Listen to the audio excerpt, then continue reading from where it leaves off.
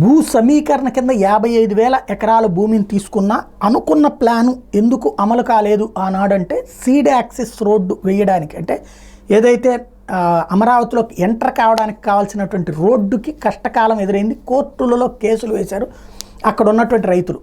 అటు కొంతమంది రెడ్లు ఉన్నారు, కొంతమంది కాపులు ఉన్నారు.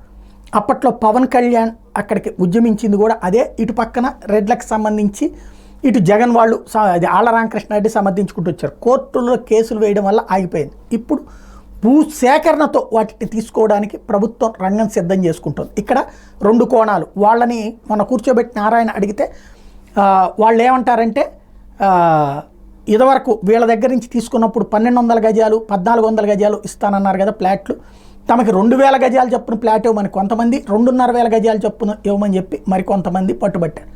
అలా ఇస్తే ఇప్పుడు మిగతా వాళ్ళందరూ కూడా అట్లా ఇవ్వాలి. ఇప్పటికీ మిగిలింది 7 ఎకరాలు. 55,000 ఎకరాల్లో ప్రభుత్వం దగ్గర ఉన్నది కేవలం 7,000 ఎకరాలు మాత్రమే.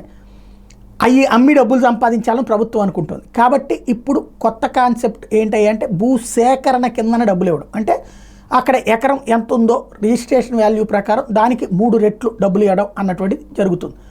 ఇది ప్రిపేర్ చేస్తున్నారు రంగం.